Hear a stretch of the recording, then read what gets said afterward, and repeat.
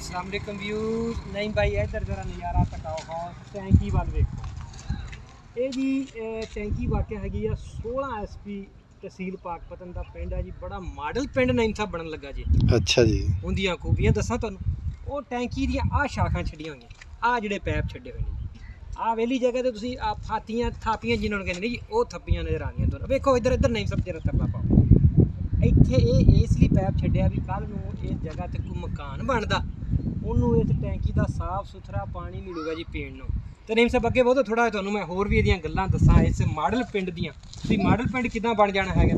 Model ਪਿੰਡ ਜੀ ਇਦਾਂ ਬਣ ਜਾਂਦਾ, ਇੱਕ ਤਾਂ ਸੋਲੰਗ ਸੂਲੰਗ ਨਾਲੀਆਂ ਵਾਲਾ ਤਾਂ ਕਿੱਸਾ ਹੀ ਖਤਮ। ਇਹ ਵੇਖੋ ਜੀ ਅੰਡਰਗਰਾਉਂਡ ਸੀਵਰੇਜ ਬਣਦੀ ਜਾਂਦੀ ਹੈ ਜੀ। ਆਹ ਵੇਖੋ ਜੀ ਪੱਥਰ ਪਾਏ ਹੋਏ ਨੇ ਨਾਲ ਦੇ ਨਾਲ ਅੱਗੇ ਜੇ ਨਹੀਂ ਤਾਂ ਟੁਰਿਆ। ਇਹ ਵੇਖੋ ਹੌਦੀਆਂ ਨਾਲ ਬਣ ਚੁੱਕੀਆਂ ਨੇ ਘਰਾਂ ਦਾ। ਅਗਰ ਪਾਣੀ ਨਿਕਲੇਗਾ ਇੰਨਾ ਜਾਵੇਗਾ ਰੋਡਾਂ ਤੇ ਪਾਣੀ ਨੇ ਤਾਂ ਬਿਲਕੁਲ ਆਣਾ ਹੀ ਨਹੀਂ ਨਾ ਜੀ। ਇਹਨੂੰ ਕਹਿੰਦੇ ਨੇ ਮਾਡਲ ਵਿਲੇਜ। ਉਸ ਬਾਅਦ ਉਹ ਵੇਖੋ ਆ ਇਸ ਪਾਸੇ ਤੁਹਾਨੂੰ ਨਜ਼ਰ ਆਉਂਦਾ ਪਿਆ ਹੁਣ, ਇਹਨੂੰ ਵੀ ਤੁਸੀਂ ਬਿਲਕੁਲ ਗੌਰ ਨਾਲ ਵੇਖ ਸਕਦੇ ਹੋ।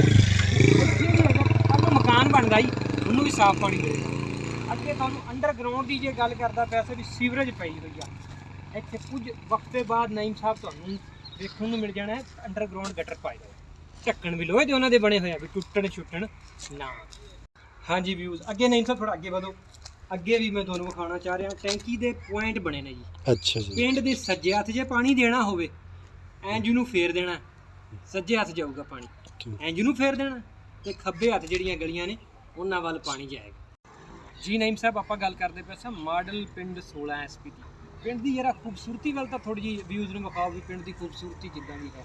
ਆ ਵੇਖੋ ਜੀ ਵਿਊਜ਼ ਤੁਹਾਨੂੰ ਨਜ਼ਰ ਆ ਰਿਹਾ ਹੋਣਾ, ਇੱਕ ਬਹੁਤ ਵਧੀਆ ਸਰੋਂ ਦੇ ਫੁੱਲ ਲੱਗੇ ਆ ਨਾਲ ਜਨਾਬ। ਇੱਥੇ ਚਾਰਾ ਲੱਗਿਆ ਹੈ ਬਰਸੇਮ ਦਾ।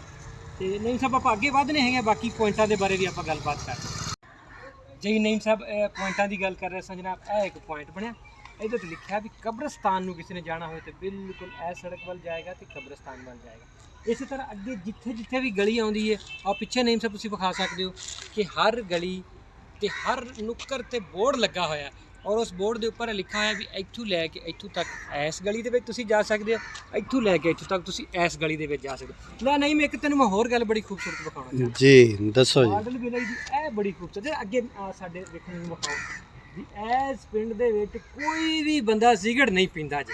ਲੈ ਆ ਕਿੱਡੀ ਖੂਬਸੂਰਤ ਗੱਲ ਆ ਜੀ। ਨਹੀਂ ਸਭ ਇਹ ਆਫਿਸ ਹੈਗਾ ਜਿੱਥੋਂ ਸਾਰਾ ਮਤਲਬ ਕਿ ਕੰਮ ਚੱਲ ਰਿਹਾ ਇਸ ਪਿੰਡ ਦੇ ਵਿੱਚ। ਇੱਥੇ ਢੱਕਣ ਪਏ ਹੋਇਆ, ਬਾਕੀ ਮਟੀਰੀਅਲ ਪਿਆ ਹੋਇਆ, ਇੱਥੋਂ ਹੀ ਅੱਗੇ ਪੂਰੇ ਪਿੰਡ ਦੇ ਵਿੱਚ ਡਿਸਟ੍ਰੀਬਿਊਟ ਕੀਤਾ ਜਾ ਰਿਹਾ। ਔਰ ਇਸ ਪਿੰਡ ਦੀ ਮਾਡਲ ਵਿਲੇਜ ਦੀ ਖੂਬਸੂਰਤੀ ਵਧਾਉਣ ਲਈ ਇਹ ਸਾਰਾ ਕੁਝ ਇੱਥੋਂ ਹੀ ਜਾ ਕੇ ਅੱਗੇ ਸਪਲਾਈ ਹੋ ਰਿਹਾ। ਅੱਗੇ ਆ ਜਾਓ ਜਨਾਬ, ਇਹ ਜਿਹੜਾ PRMSC ਦਾ ਹੈ ਮੇਰਾ ਖਿਆਲ ਨਹੀਂ ਸਭ ਆਫਿਸ ਹੈਗਾ ਜੀ।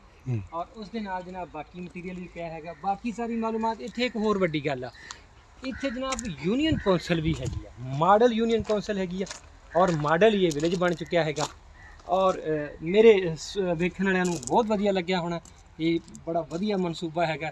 ਅਗਰ ਇਸ ਤਰ੍ਹਾਂ ਦੇ ਸਾਰੇ ਹੀ ਪੰਜਾਬ ਦੇ ਪਿੰਡ ਬਣ ਜਾਣ ਤਾਂ ਮੇਰਾ ਖਿਆਲ ਸੋਨੇ ਦਾ ਸੁਹਾਗਾ ਨਹੀਂ ਹੋ ਜਾਣਾ। ਨਹੀਂ